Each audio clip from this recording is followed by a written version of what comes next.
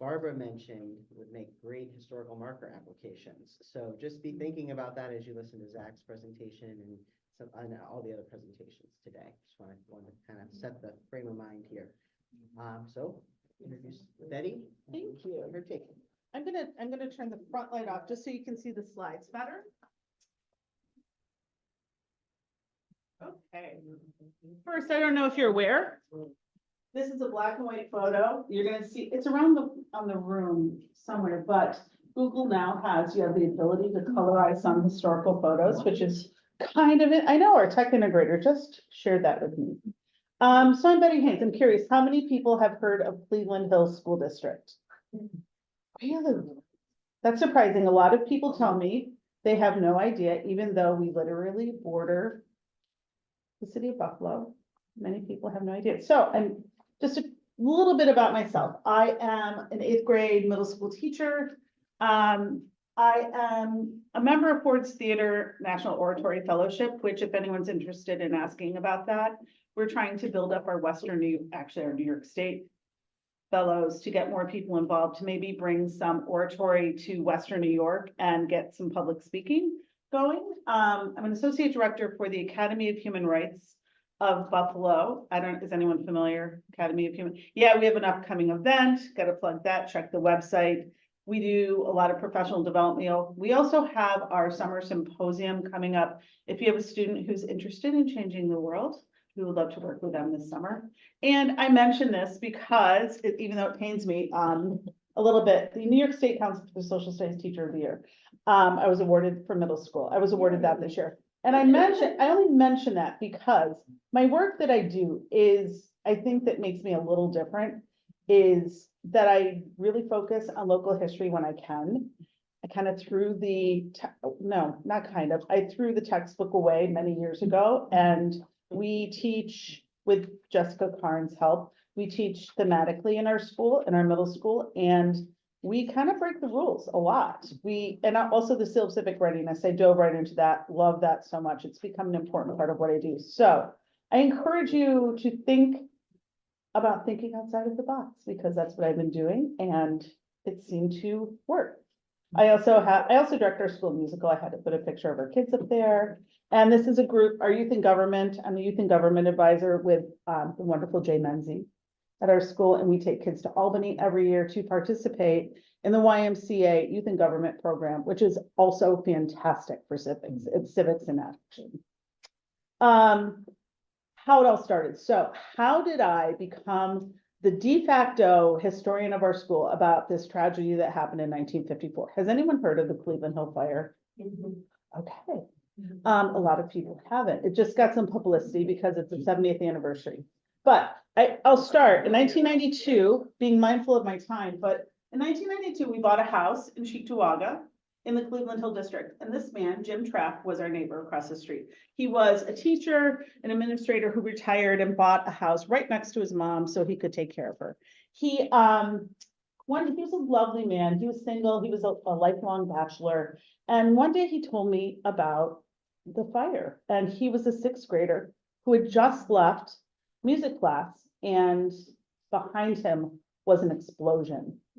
And it changed his life. It changed all of their lives. And that's how I was introduced. And we're going to come back to him at the very end. The superintendent brought me this box of stuff. It was scrapbooks and letters and photographs, and totally unorganized, but super fascinating for social studies teachers. So the middle school department said, yes, let us look at this stuff. So we started looking at it, and it was this wide variety of newspaper clippings, which had none of the sourcing information for us to use, and all out of chronological order. But as we dove in, we brought our students into the process. They were fascinated. They loved it. And pretty soon they started making a lot of connections, like, wait a second, that's my street. Yeah. Oh my gosh, that's my address. And they started talking to their family members, and the story started to come to life for them.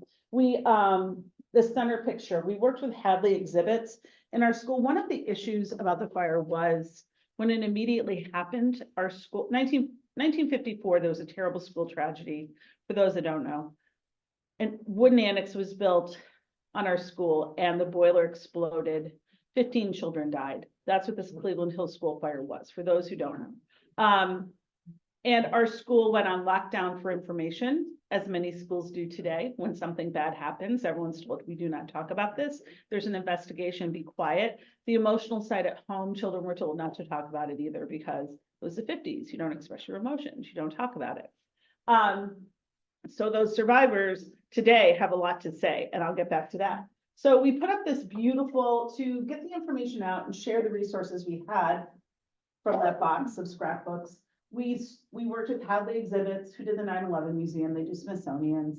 And we created an educational interactive wall, which is right when you walk into our athletic corridor. So people can stop. There's a lot of primary sources that are blown up for people to see. They can watch video.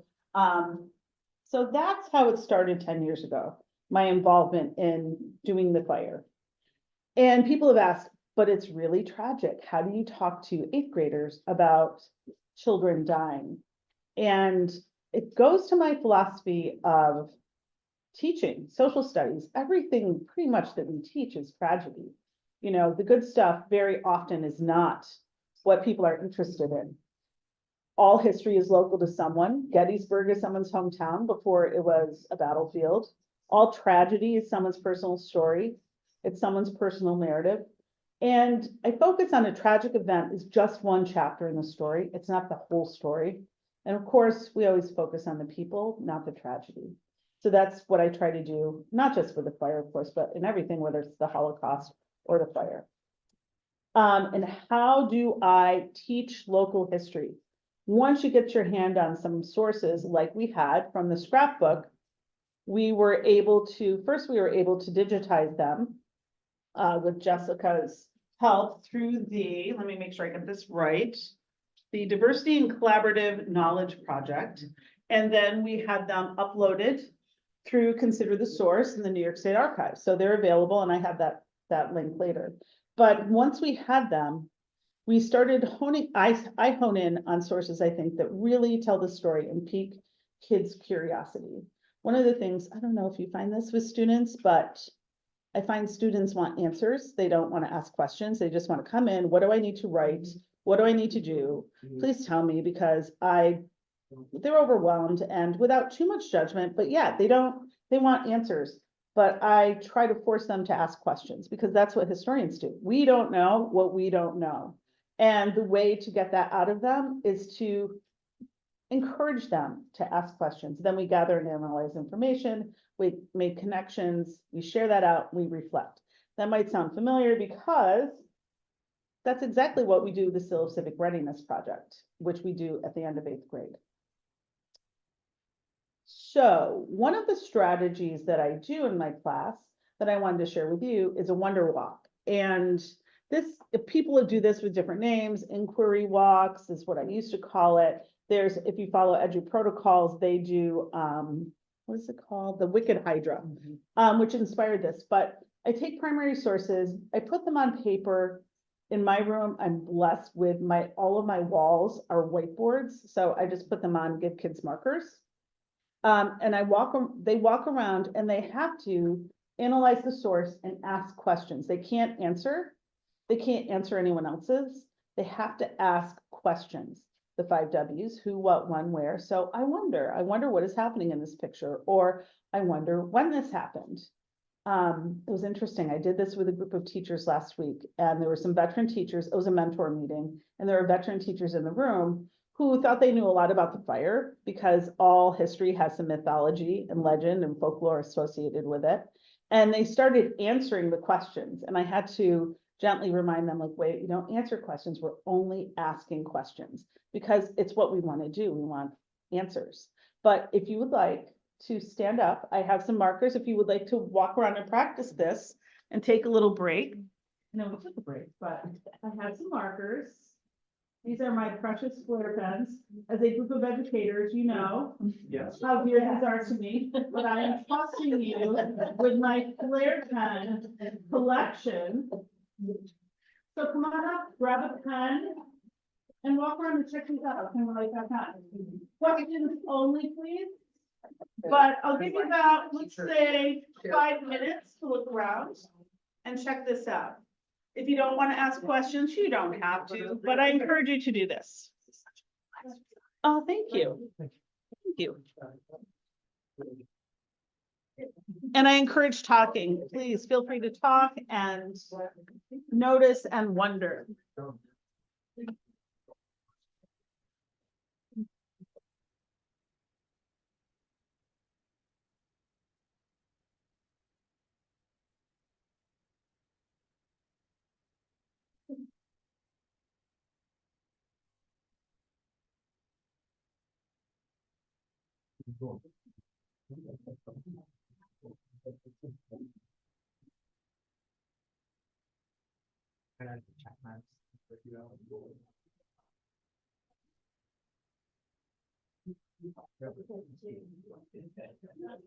Most of the time, right? Most of the time.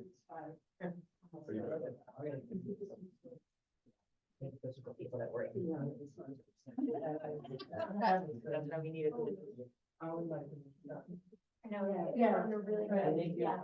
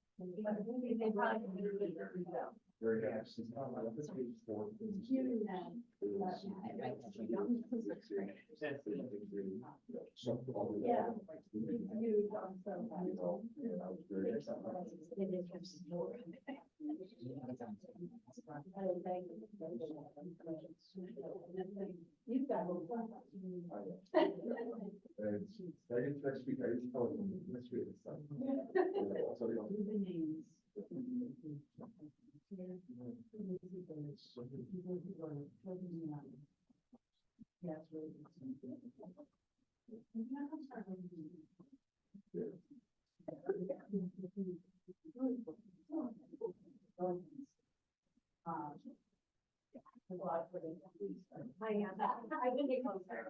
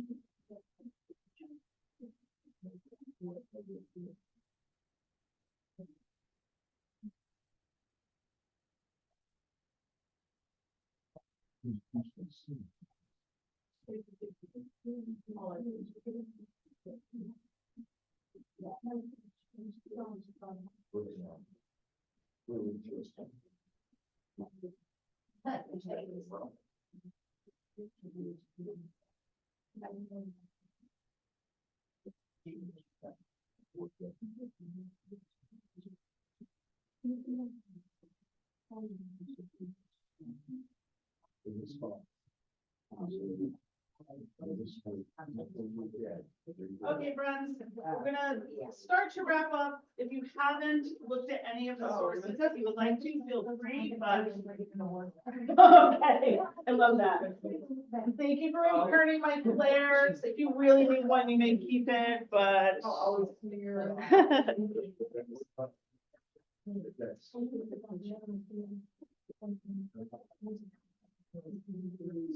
No, you're fine, and I'm happy to share this.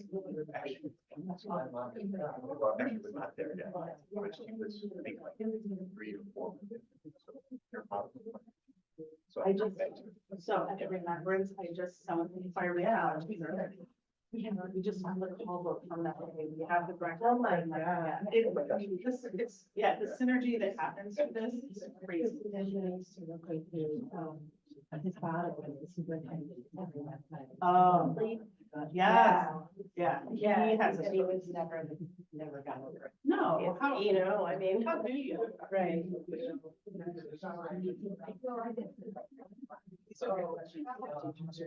Like preaching to the choir.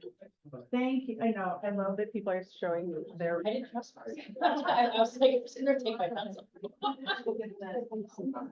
I just sat down with that, I'm like, Yeah, I said I didn't trust myself.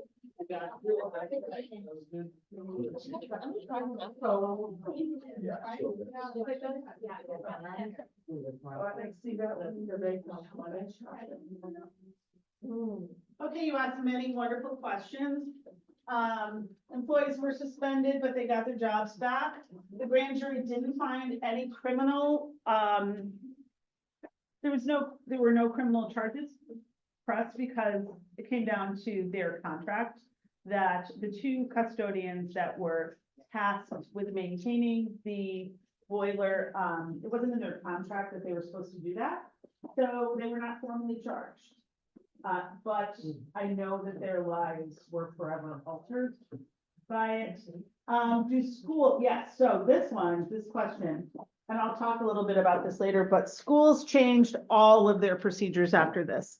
And locally, if you teach, I know Sweet Home and I believe West Seneca and Lackawanna had, I know the city of Buffalo as well, had wooden annexes that were immediately removed. So I'm going to get into this because I don't want to take too much time. But one of the things I do with this, teaching the Cleveland Hill Fire, it's not just about the fire, because if we teach any other historical event, there are many things that surround it. Now, one of the things about Cleveland Hill School, if you are familiar, and I never like to lead with this, but as educators, we are a Title I school. We are very diverse. We're one of the most diverse districts outside of the city of Buffalo. But we have some pretty deep pockets of poverty. And one of those areas is our Cedar Grove housing community. And for the kids that live there, it is always a source of, it makes their lives complicated, but I'll just leave it at that. So I always show this photograph and ask the kids, where do you think this is? What do you think this is? Any guesses, by the way, what this is? Anyone know what this is? Like a dog racetrack? It is a dog racing track. Do you know where Cedar Grove is? If you're driving out the 33, and right before you get to the 90 interchange where you're, getting on the thruway, to your right would be a housing project with a lot of 4-family homes. That's the Cedar Grove community. It used to be called Tyrunda. Before that, there was a dog racing track that built in the 1930s. And corruption and all this great story that I would love to pursue someday. It was shut down in 1937 because of racketeering charges coming out of New York City. So I know there's a story and I need to know it, but our local historian at the yeah, I know. There's definitely mob history attached to this. So it's that vacant, and then World War II is ramping up, and the Curtis Wright factory. Who's heard of the Curtis Wright factory? Curtis Wright is, it was an airplane factory, cutting edge technology at the time. It was built right by the Buffalo airport. We all know where the airport is, like outside of, right. So our community is less than a mile away from that. And in 1941-ish, as the war is ramping up, Curtis Wright is producing a lot of planes and they need a lot of workers. So these are all, by the way, photos of the Curtis Wright factory. Yeah, and I believe this is from the Buffalo Steel Museum. I believe they're the ones that have this. They have some good information. ABG, who remembers Flying Tigers, the restaurant? Yeah, sat right on the runway. They were building the planes the ABG used right down the runway at Curtis Wright. And in this photograph, it's probably hard to see, but again, another Curtis Wright photograph. This is from the Cheektowaga Historical Society. We see women standing in their, their working clothes, building these planes. And it's not hard to make that inference that our community, which was built in 1941, 1942, on the site of the dog racing track, 4-family homes built by the United States government to house the workers who are working at Curtis Wright. These women were Rosie the Riveters. And when I teach this, the children in my class who live in Cedar Grove, they sit up a little straighter and they realize that, oh my gosh, like to take away, because they're always told that where they live is low income housing. And that's what it was built for. It was built for poor people, but it wasn't. Even if it was, there's no shame to that. But even if it was, that's not why it was built. It was built for the workers who were making the planes, who helped win World War II, who defeated fascism. And there's a lot of pride that they take in that, and I love that that's part of what, they get out of this. Does that campus still exist? It does not, it was torn down to expand the runways. It does not, across the street, well, it was bought by Westinghouse, and I am not super strong on this, but it was bought out by Westinghouse, who then converted to making other things. And then it's if you're from Buffalo, you know the area like from the 1990s, it looked pretty terrible. It was like a lot of broken windows, it was really run down. It was, yeah, it was taken down, and the runway was expanded when they expanded the airport. Yeah. So what I do with my kids, I do this project where they have to, I do a project with them. They have to identify one aspect based on a source, and they have to come up with a question. They have to answer it with 4 facts and an image. It's just a shared slide deck that I do with them. And it's really interesting because the kids become so involved with this. Some of the questions that come up, the class photograph, why are all the kids white? That's not what our school looks like anymore. When did that happen? Were there any charges filed? That's a good one. Were there any heroes? That's another question. They will talk about like the teacher in the room who definitely is a hero and should be remembered more. Miss June Mahaney, she was the student teacher. Miss Elba Siebold was the music teacher whose life was profoundly affected. She was one of the last people out of the room. She pushed as many kids out. One of the factors in this was, it was a wooden annex. The door opened to the hallway, but the hallway was filled with blazing fire, and the windows in that room were nailed shut. Oh my God. So there was literally no escape. So there were 9-panel windows. They broke some of the windows, and kids broke the windows and were able to get out. And Mrs. Siebold was able to push people out. So quite a few kids focused on her. Quite a few kids also focused on the children involved and their families and what happened to them, both the survivors and the ones that passed. And this is some examples. I have, if you look at this, you can see the original scrapbooks. Not everything was digitized, so I have a lot of really old newspaper articles that are protected by plastic, but still. So yeah, next thing we do is historical context, which I think is so important for kids. So this is a photo of the annex. This photo was taken, I just learned this photo was taken by a man named Nelson Frank, photographer for the Buffalo News. His photo, it wasn't credited, which I always thought was strange. Through all of this work, I've come to become friends with here, I'll show you his book he just wrote with John Zach, Buffalo News. Like he was a radio journalist. I don't know if you've heard of John Zach. He just wrote a book published within the past few months, and I was sharing some of our sources with him. He told me about this photo that he was friends with Nelson Frank, who was a photographer, and he didn't realize there were children in there, so he didn't really want his name associated with this when he was taking these photos. But then I walked the kids out to where this photo was taken, and this is what it looks like today. And when kids stand in a spot, it's really, it's remarkable for both their chronological thinking skills, also their geographical thinking skills that, okay, so this place has changed over time, but it also hasn't changed. And to watch the light bulb moment that happens when I hold my phone up so they can see the previous photo, it's really incredible. We look at the list. So power of libraries.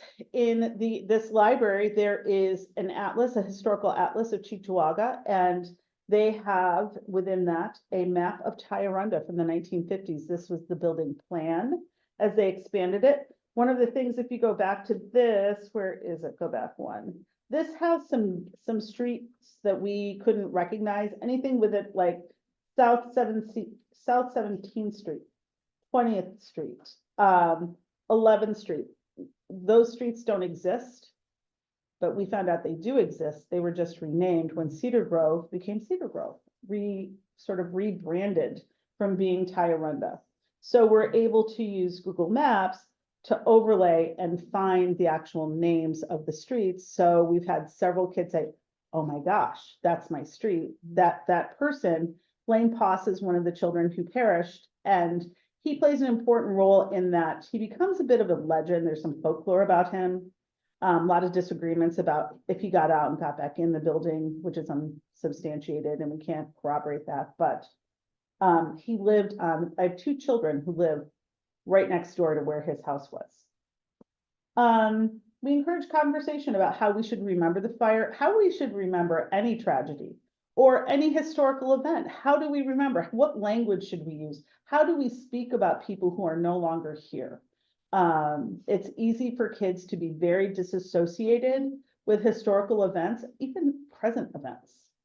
So we talk a lot about language and empathy, and if this were your brother or sister, how would you want to be written about? What language would you like to have used about you? And just being very careful in how they create, when they're working on their projects, how they write about them. There's some gruesome details that came out of this, and it was published in the newspaper. There were no laws about declaring medical conditions and situations in the 1950s. And some of the newspapers exploited that a bit and talked about, you know, the burns and what they were going through. And I said, if you were one of those children, would you want that? Like, to be, is that what you would want to be remembered for? And it makes them stop and think. So this project also is so great for building empathy. Someone asked, were there changes? Yes, there were changes. There were a lot of changes, and we focus on that positive. Fire alarms, fire extinguishers every 100 feet in a public school. Rescue windows, you have to have 2 forms or 3 forms of egress. And I pay attention to that now. It's really interesting to see. Fire doors, wooden schools like aren't being built anymore, all of that. And of course, fire drills happen because of the Cleveland Hill fire. One other piece that was interesting to me, having a direct line to a fire department, the fire wasn't reported immediately because everyone tried calling at once. This is also something that blows the kids' minds because they have no idea how phones used to work. We're like, why didn't someone call 911? I said, well, let's go back in time a bit. And, right, all of those things and walking them back and realizing that a lot of those things happen because of our tragedy. Opportunity for action now with the Seal of Civic Readiness.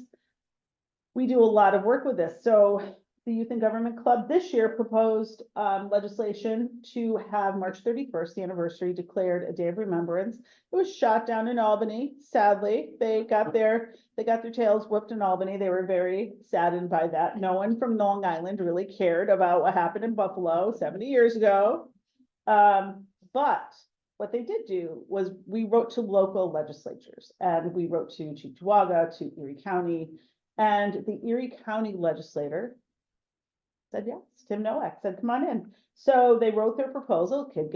Kids gave a speech, and March 31st was declared a day of remembrance for the Cleveland Hill fire. It was also Easter Sunday, but that's okay. The kids were really excited about it, and they got the proclamation. The student Jax Kydell gave such a wonderful speech, like using those oratory skills that we've been working on all year. Yeah, so this is the full module. I built, with Jess's help, of course, built a module that's on the, yes, and Jordan built a module that is on the Consider the Source website. It has a lot of our sources. If you just go on Consider the Source and type in Cleveland Hill, you can find our resources if you're interested in teaching that. But the other thing, so 2 things that have happened since I wanted to share this with you because I'm using this right now, and I'm going to move, let's see, I'm going to move this. So right now I'm teaching civil rights, and I attended a workshop. What was the name of that workshop? It was Our Local History. Yeah, it was Local History Matters. Yes. The impact of racism and resistance in Western New York. Mhm. So this website, if you teach civil rights, if you teach the Underground Railroad, resistancemapping.org. I cannot recommend this site enough. It has so much information about local, for example, 13 Pine Street, New York, home of William Wells Brown, known as the Fugitives House. Today, it's the site of the First Shiloh Baptist Church. I put this, as we're going through this, I put the slide up and hands start going up. That's my church. That's my church. Can I please do this? They know about the Capstone Project. And they're like, can this be my thing? And I said, absolutely, this is amazing. So now these, and I might say, these two girls were not very interested in social studies. That is not their primary focus in life. But when they saw this and it really connected to them, then they were. So is that in your district? No, it's not. This isn't Buffalo, City of Buffalo. Yep. So let's see. Here we go. I did a word in reflection, just to wrap up. I do a reflection with my students. I don't love multiple choice tests in my class because they take so many in other classes. I like project-based learning. I like doing reflections, getting kids to think more. So I did a word wall and I asked them to describe how they felt about our community after the fire. And these are some of the words that came up. Resilience was the first, of course. Determination, kindness, patriotism, which I thought was great because it was authentic and it wasn't something like stand for the pledge. This was something they felt really proud of, the role that our community played in World War II. Overcome. This was, when I first saw this, I'm not gonna lie, I got so choked up as I put this together and what came out of it. But I want to just circle back really quick about the power of doing this and what can happen when you like talk to the elders of the community. So I mentioned Jim Trapp, who was my neighbor. And he was a bachelor his whole life. Later, I learned that he had proposed to his high school sweetheart and she shut him down. And then he never found anyone else. But at the remembrance ceremony that happened a few weeks ago, let's see. You wanna go back? No, I want to go forward one. Oh. Jim Trapp reunited with his high school sweetheart, whose husband passed away last year. And they're having lunch now, and they have reunited their friendship. I'm really hoping and keeping my fingers crossed for Jim. Because he's such a lovely man, and he was just so excited to see Barbara again. And it wasn't just those two, there were so many, a couple of you have mentioned that you know someone that was connected to the fire, and watching them get together because these people didn't have a chance to talk about it, to express their feelings, to get the emotional support they needed. It didn't happen. One other quick thing. One of the seniors he was a senior in 1954. He was a kid who was written about one of the articles up there. He is now 90, 91, I think. He brought this to me, Dr. Norman Schaff. This is his hat from high school. They wore beanies and it has all these little things on it like pins. And he said he wanted me to have it for the school to show students that, you know, even though they're old now, they were once just kids, and what happened to them when they were children. And I thought, oh, so great. So that's about it. Thank you so much. If you have questions. Yeah. I just have one question. Who paid for that? Because half of the exhibits can't be cheap. Yeah, the right? district, right? It's amazing how districts come up with money when they want to. That's all I'm gonna say about that. Right. So not just like community support. The community paid for it, but I mean, I was not made aware of any grant money that was, Okay. I mean, our district is very conservative with its funds, so, but this was made a priority. Yep. Yeah, well, I don't know. We all paid for it. And thank you all for doing that.